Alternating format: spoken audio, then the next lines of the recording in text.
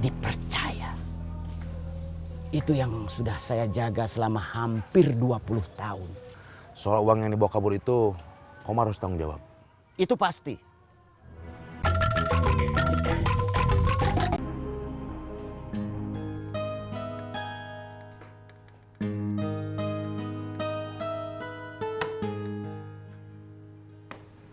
Tehnya, Pak. Iya. Uang masuk dari jalanan, dari terminal, dari pasar. Itu saya yang ngurus. Keluarnya kemana, dibagi-bagi ke siapa. Itu saya yang ngatur. Kalau ada uang hilang cuma 10 juta aja, Kang Bahar nggak bakal tahu. Tapi itu artinya saya bukan lagi orang yang bisa dipercaya. Dipercaya. Itu yang sudah saya jaga selama hampir 20 tahun. Soal uang yang dibawa kabur itu, Komar harus tanggung jawab. Itu pasti. Bisa aja saya potong dari jatah si Komar setiap bulannya. Tapi uang buat belanja istrinya nggak bakal cukup. Uang buat sekolah sama jajan anaknya bakal kurang. Istri sama anak si Komar tanggung jawab kita juga. Jangan ikut kebagian susah. Dimanapun caranya, uang yang dibawa kabur itu harus balik.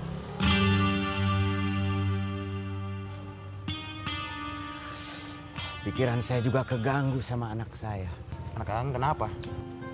Dia perempuan, umur 14 tahun, yang sudah mulai kenal laki-laki dan lagi belajar bohong.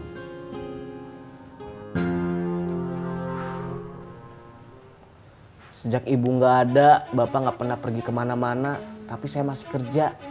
Sekali-kali ngantar Teh Kinanti. Sejak Teh Kinanti kerja di Jakarta, kerja saya cuma ngelapin mobil yang nggak kotor, cuma berdebu. Terus manasin mesinnya setengah jam. Habis itu saya duduk di sini, cuma duduk nggak kerja apa-apa.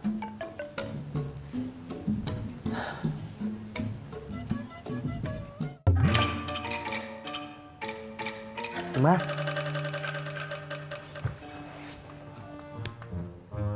Apa? barusan saya ngomong sama kamu. Hah?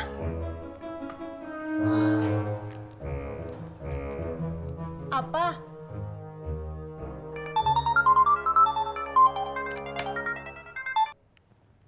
Apa? Besok kamu ke pasar. Nggak tahu. Saya mau ketemu. Nggak perlu. Kamu kenapa jadi gini? Jawab dulu pertanyaan Imas kemarin soal kerjaan kamu. Kan sudah saya jawab. Jawabannya nggak jelas. Itu sudah jelas.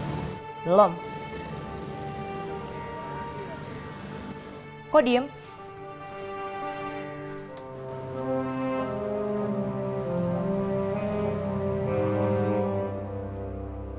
Dengerin ya? Bukan dengerin, kedengeran.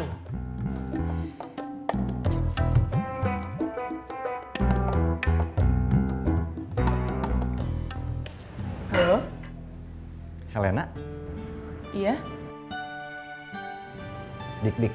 Helena. Ratna itu namanya bukan Ratna, tapi Rosita. Mika masih belum bisa dihubungi. Sama, Resti juga. Mika nggak bisa dihubungi sejak saya kasih uang pinjaman buat bayar kos. Total 1,5 juta. Saya bantu Resti buat biaya rumah sakit saudaranya 2 juta. Saya sempat curiga. Jangan-jangan Mika sama Resti orangnya itu-itu juga. Jangan-jangan dia juga Epa yang ngajak Ubed ke Malaysia. Ubed harus bayar 5 juta ke dia. Katanya buat ke penyalur tenaga kerja. Ubed sempat ngasih 1 juta.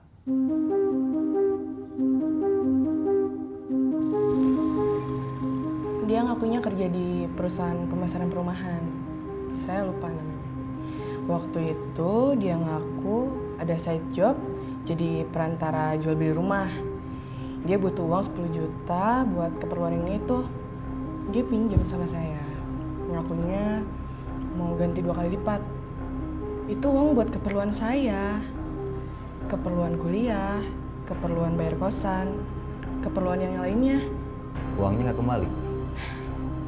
Jangankan kembali, orangnya aja nggak tahu kemana. Saudara atau teman dia selain yang satu kos, ada yang kamu kenal? Ada. Jangan-jangan perkiraan kita benar. Iya. Itu artinya kita kena tipu. Iya. Kamu ikhlas? Ketipu? Ya enggak lah.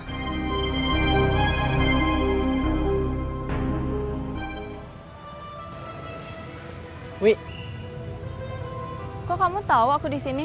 iya. Nunggu temennya waktu itu ya? Temen yang mana? Laki-laki yang waktu itu ketemu sama kamu di sini. Kok kamu tahu aku pernah ketemu teman di sini? Kebetulan aja tahu. Kebetulan atau sengaja nyari tahu? Terus kamu juga tahu kalau habis ketemu aku dia dipukulin orang. Orang itu nyuruh dia supaya nggak deketin aku. Kamu pasti tahu, ya kan? Siapa yang mukulin dia? Kenapa? Dia salah apa? Kamu tahu kalau dia itu copet? Kamu tahu dari mana kalau dia copet? Dari temen aku. Terus masalahnya apa? Aku nggak mau kamu deket sama dia. Jadi kamu yang ngelarang dia deketin aku?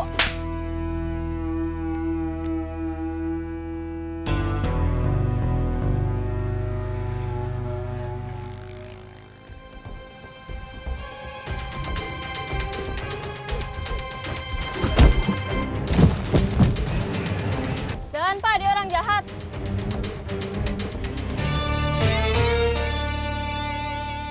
Kita sudah susah-susah nyopet, tapi gampang aja hasil melayang kena tipu orang. Buat dapat 2 juta, saya harus nyopet lebih dari 10 dompet. Saya nggak tahu ngumpulin yang 1,5 dari berapa dompet. Harus kita cari perempuan itu. Aku tahu siapa yang nyuruh mukulin Ubed. Jupri, orang baru aku kenal. Dia ada hubungannya sama Kang Mus. Waduh, Kenapa? urusannya nggak usah diperpanjang, bisa bahaya. Tapi aku nggak terima. Sudah Lawi, anggap aja si Ubed lagi sial. Ubed juga pasti nggak mau masalah ini diperpanjang. Kalian sama aja seperti orang yang nyuruh mukulin Ubed. Pengecut.